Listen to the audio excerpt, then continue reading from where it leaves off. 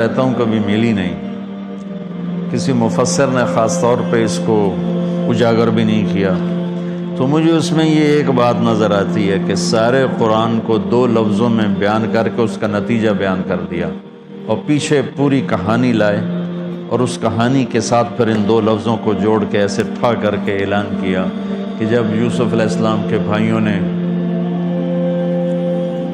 غلہ مانگا تو انہوں نے ایسے نقاب کشائی کی، نقاب رکھتے تھے یوسف علیہ السلام اس طرح کہ ان کے حسن سے کوئی فتنے میں نہ پڑ جائے، اس لیے نقاب رکھتے۔ تو جب وہ بھائی آئے اور اللہ کی طرف سے اجازت ہو گئی تو انہوں نے یوں کیا،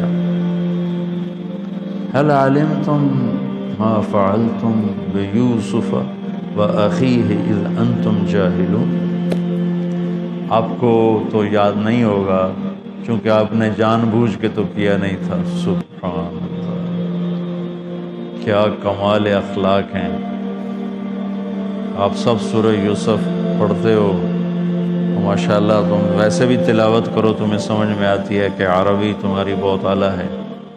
کس طرح نکالا اور کس دھوکے اور فریب کے ساتھ، پھر مارتے پیٹتے کنویں میں پھینکا، پھر قافلے کو بیچا، اور جب یوسف علیہ السلام کے اقتدار آیا ہے اور بدلہ لینے کا وقت ہے تو کہہ رہے ہیں حل علمتم، حل وہاں بولا جاتا ہے جہاں مجھے یہ پتا ہو کہ آپ جانتے نہیں میں کیا کہنے والا ہوں، تو میں کہتا ہوں آپ کو پتہ چلا، یہ ہے حل، آپ کو معلوم ہوا، اس کو حل کہتے ہیں۔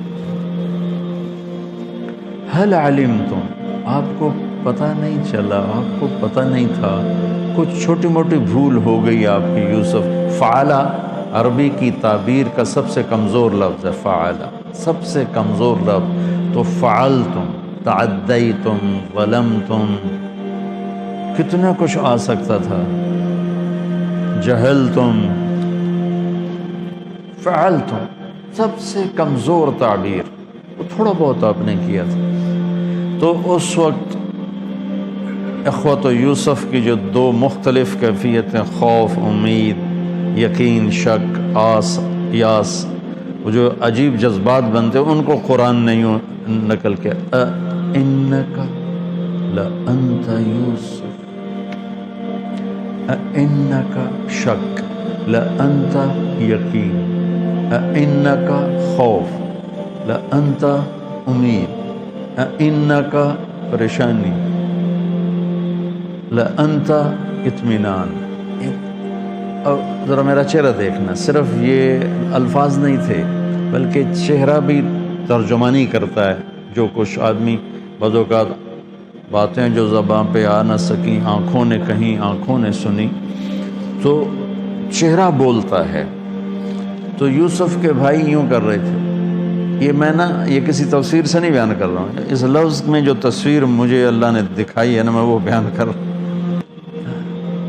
اِنَّكَ لَأَنْتَ یوسف، لہجہ سنو، لہجہ، اِنَّكَ لَأَنْتَ یوسف، سبحان اللہ۔ اس میں ساری چیزیں 2 متضاد، خوف، امید، شک، یقین، ڈر، امن، اندیشہ، اطمینان، کہ بھائی ہے مہربانی کرے گا، پر انہوں نے زیادتی کی ہے بدلہ لے گا، بھائی ہے معاف کرے گا، بادشاہ بن چکا ہے ہمیں تباہ کر دے گا۔ یہ ان سارے کیفیات کا اِنَّكَ شک، خوف، لَأَنْتَ یوسف، اس کے ساتھ ان کا چہرہ تبدیل ہوا ہے۔ قال انا یوسف وہذا اخی قد من اللہ علینا انہ من یتق ویصبر فإن اللہ لا یضیع اجر المحسنین۔